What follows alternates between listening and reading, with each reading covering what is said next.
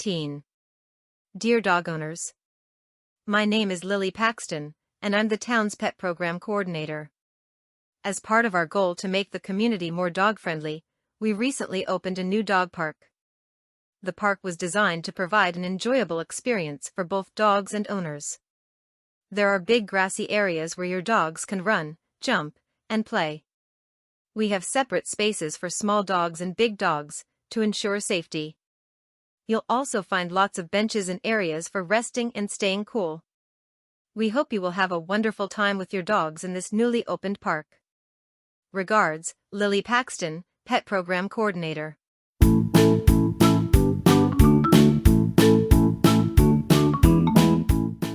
(19) Maya waited in line to check in for her flight. Her expectations about her European backpacking trip were really high. She had been looking forward to the trip for a year. She couldn't wait to visit museums in Madrid and see the Eiffel Tower at night in Paris. As she stood in line, she could feel those experiences were finally so close. When she approached the counter, the airline employee asked to see her passport. Maya reached into her pocket but felt nothing. She realized she had left her passport at home. Her plans were ruined. She was heartbroken, knowing she could not board the flight and had to delay her dream trip.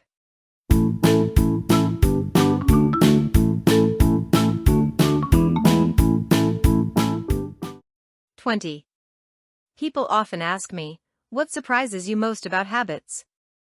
One thing that continually astonishes me is the degree to which we're influenced by sheer convenience. The amount of effort, time, or decision-making required by an action has a huge influence on habit formation. To a truly remarkable extent, we're more likely to do something if it's convenient, and less likely if it's not. For this reason, we should pay close attention to the convenience of any activity we want to make into a habit. Putting a wastebasket next to our front door made mail sorting slightly more convenient, and I stopped procrastinating with this chore. Many people report that they do a much better job of staying close to distant family members now that tools like group chats make it easy to stay in touch.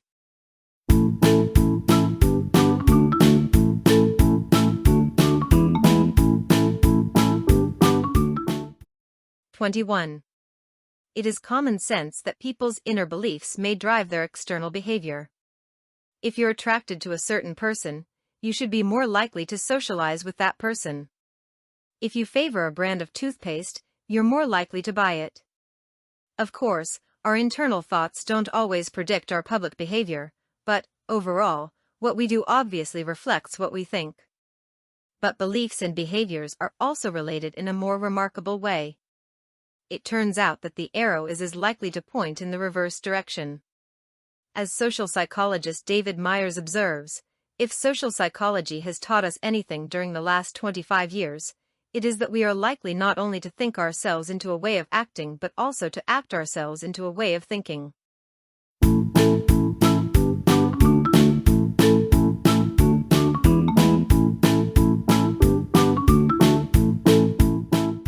(22) Imagine following the spirit of a silence vow into daily life. Challenge yourself to spend an entire day saying only what you absolutely must say.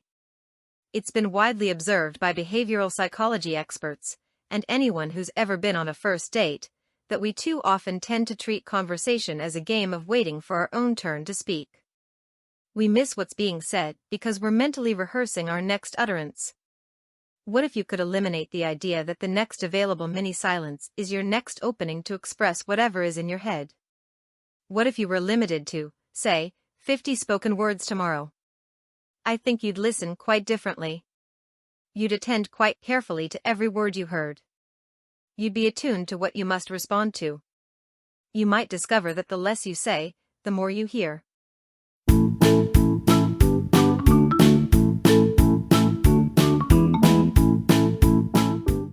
(23) Science is concerned with accumulating and understanding observations of the physical world.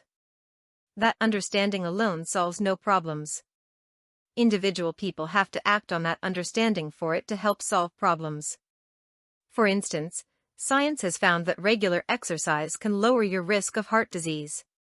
Knowing this fact is interesting, but it will do nothing for your personal health unless you act on it and actually exercise. And that's the hard part. Reading an article about exercise is easy. Getting into an actual routine of regular exercise is harder. In this sense, science really solves no problems at all. Problems are only solved when people take the knowledge provided by science and use it. In fact, many of humanity's biggest problems are caused by lack of action, and not lack of knowledge.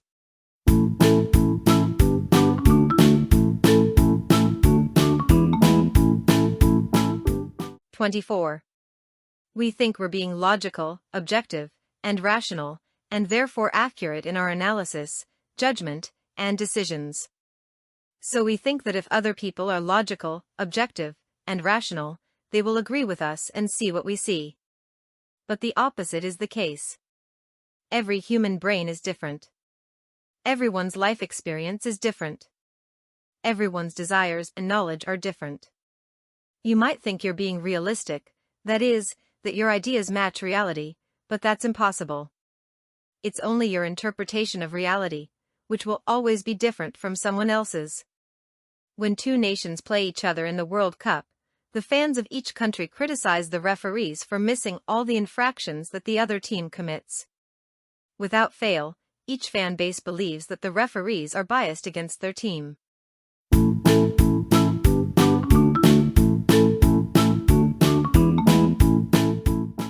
26.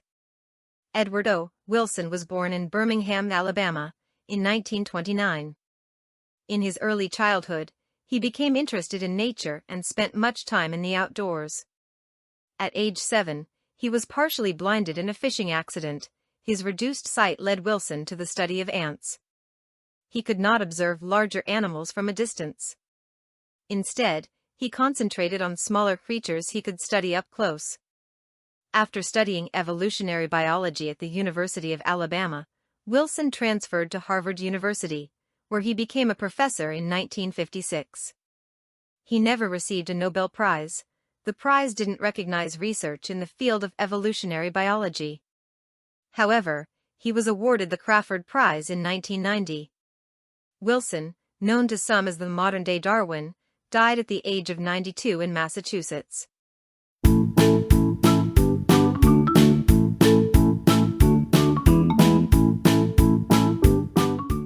29. Studies of experts provide insight into what it means to have deep and flexible understanding. Experts in a particular domain are people who have deep, richly interconnected ideas about the world. They are not just good thinkers or people who are exceptionally smart. Rather, experts have knowledge in a specific domain, such as chess, chemistry, or tennis, and are not generalists. However, experts do not just know a bunch of facts. In fact, having expertise in a topic means that knowledge is organized into coherent frameworks, and the expert understands the interrelationship between facts and can distinguish which ideas are most central. This kind of deep but organized understanding allows for greater flexibility in learning and facilitates application across multiple contexts.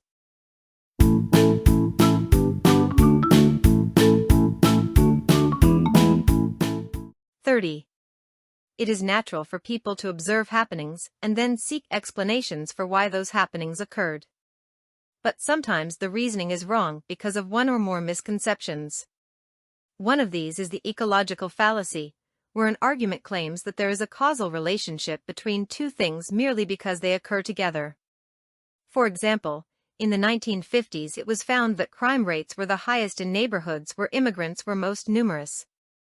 Some people used this co-occurrence to argue that immigrants were a cause of crime. But a careful analysis of this situation revealed that immigrants were forced to live in neighborhoods where crime rates were already high. They could not afford more expensive housing in safer neighborhoods. Immigrants themselves committed very few of the crimes.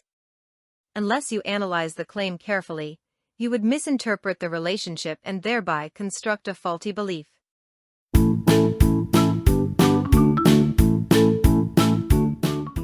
31. In everyday life, we use previous experience to predict where we should pay attention. different environments create different expectations. This was profoundly illustrated by the scientist Jared Diamond in his book Guns, Germs, and Steel. He describes an adventure wandering through the New Guinea jungle with native New Guineans. He relates that these natives tend to perform poorly at tasks Westerners have been trained to do since childhood. But they are hardly stupid. They can detect the most subtle changes in the jungle, good for following the tracks of a predator or for finding the way back home. They know which insects to leave alone, know where food exists, can build and tear down shelters with ease. Diamond, who had never spent time in such places, has no ability to pay attention to these things. Were he to be tested on such tasks, he also would perform poorly.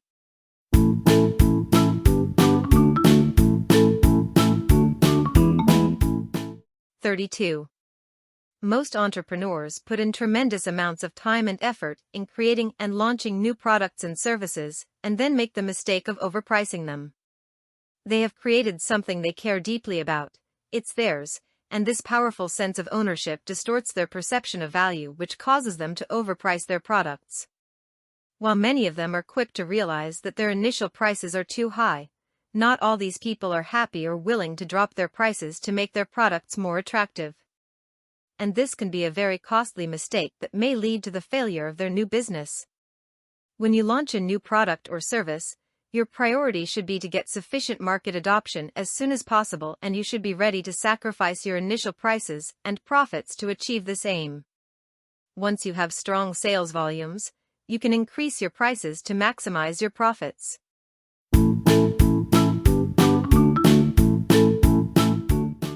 33.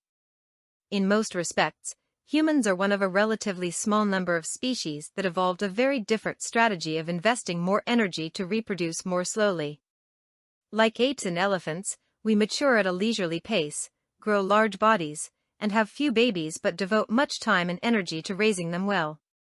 This unusual strategy succeeds because while apes and elephants produce fewer babies than mice, a larger percentage of their offspring survive to then reproduce.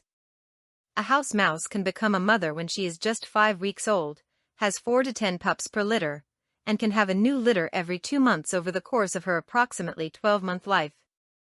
However, the vast majority of her pups die young. In contrast, a chimp or elephant mother does not reproduce until she is at least 12 years old, and she gives birth to only one infant every 5 or 6 years over the next 30 or so years. About half of these offspring make it to becoming parents. 34. When scientists make an important new discovery or experimentally prove some hypothesis, they do not, in general, keep that information to themselves so that they alone can consider its meaning and derive additional theories from it. Instead, they publish their results and make their data available for inspection. This makes it possible for other scientists to reconsider their data and possibly refute their conclusions. More important, though, it makes it possible for other scientists to use that data to construct new hypotheses and perform new experiments. The assumption is that society as a whole will end up knowing more if information is spread as widely as possible, rather than being limited to a few people. In a strict sense, every scientist depends on the work of other scientists.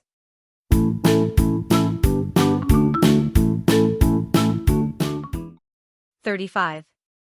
In the 1930s, the British psychologist Sir Frederick Bartlett asked people to listen to folk tales from other countries and then recall these stories at a later date.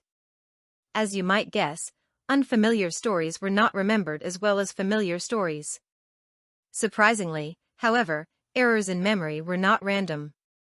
Rather, subjects often rewrote similar parts of the stories in their own minds, particularly the parts that made the least sense to them. Bartlett concluded that when facing problems, humans draw upon mental schemata, or shells of stored knowledge in our brains, to fill in any minor gaps in our memories. Therefore, remembering is an imaginative process that involves building upon past experiences.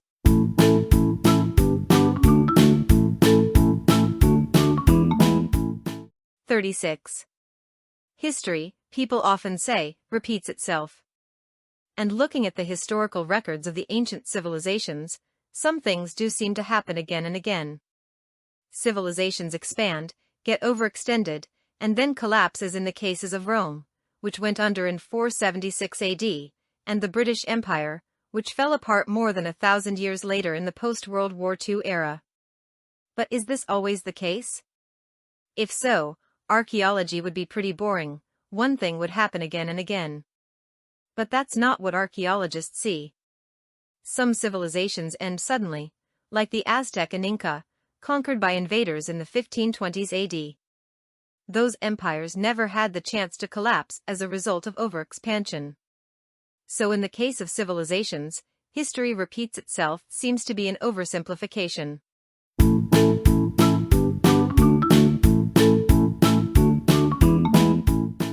'37.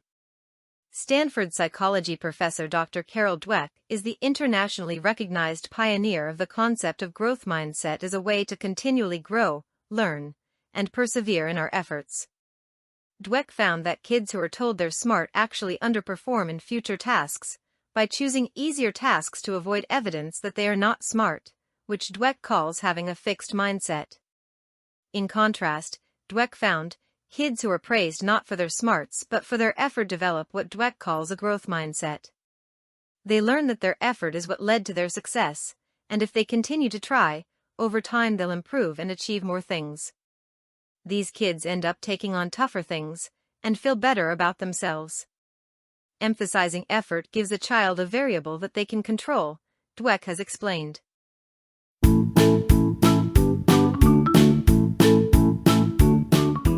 '38.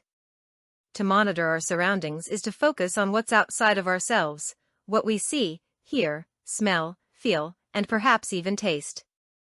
But sometimes what really marks a place is something less specific, a feeling within us. An interesting example emerged from a study of subway passenger behavior. Researchers trying to understand why people sit where they sit or stand where they stand in subway and metro trains examined the factors that shape the way riders used and navigated that space in different situations. One of their findings involved the reasons many riders like to plant themselves close to the train's doors. Partly this was the obvious convenience of being able to exit more quickly. But it was shaped partly by a more abstract sensation, the desire to avoid the sometimes uncomfortable feeling of accidentally making eye contact with seated passengers. We can't see feelings, but they're very real, and they influence our experience of the world.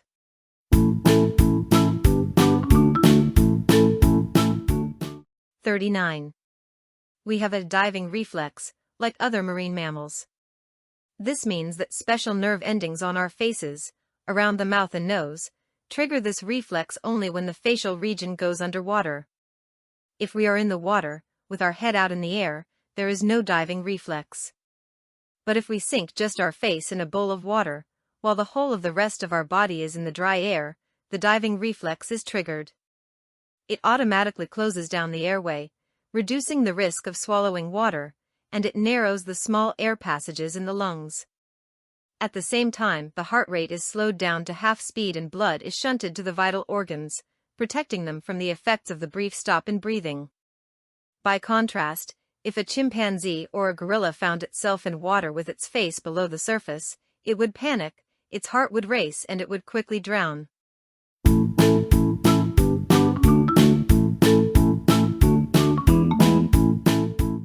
'40.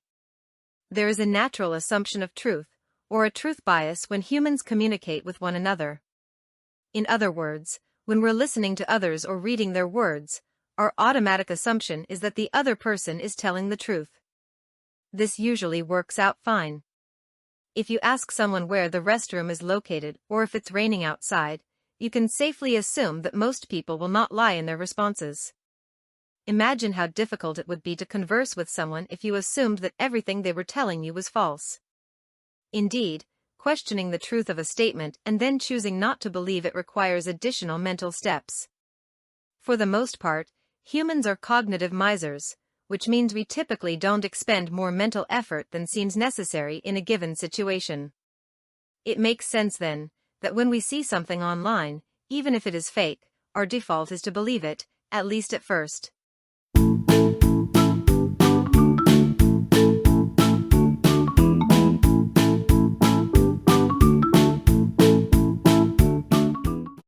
4142. Paying with plastic fundamentally changes the way we spend money, altering the calculus of our financial decisions. When you buy something with cash, the purchase involves an actual loss. Your wallet is literally lighter. Credit cards, however, make the purchase abstract, so that you don't really feel the downside of spending money. Brain imaging experiments suggest that paying with credit cards actually reduces activity in the insula, a brain region associated with negative feelings. As George Lowenstein, a neuroeconomist at Carnegie Mellon, says, the nature of credit cards ensures that your brain is anesthetized against the pain of payment. Spending money doesn't feel bad, so you spend more money. Consider this experiment.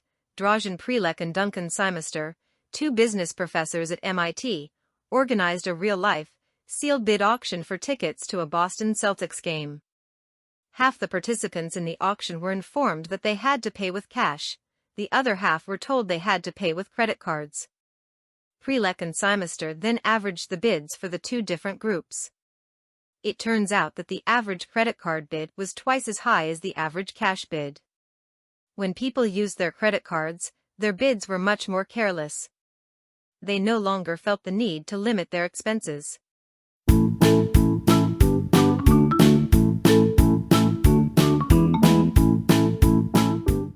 4345. The sun shone in the cloudless sky as Becky, a retired teacher, walked to the fruit market. Across town, Dana was riding a bus towards the museum for a job interview. Just before reaching her stop, Dana noticed the sky had suddenly darkened. Her heart sank. She had no umbrella. As she stepped off the bus next to the market, where Becky had just finished shopping, raindrops began to fall. Dana felt panic. She didn't want to show up to her interview soaked. She looked around but couldn't find any stores nearby to buy an umbrella, and she didn't have time to search around. Just then, Becky approached her, holding an open umbrella in one hand and a closed one in the other. "Take this," she said with a smile. Dana's eyes widened. "Are you sure?" Becky nodded. "I always carry an extra on rainy days." Dana thanked her, took the umbrella, and opened it. She saw a small card tied to the handle. It read, "Cover each other." She was touched by the message. She hurried to the museum, arriving dry and comfortable, and performed well in her interview. The museum CEO was impressed by Dana and offered her the event manager position, her dream job. Throughout the years ahead, she often thought back to Becky's kind gesture.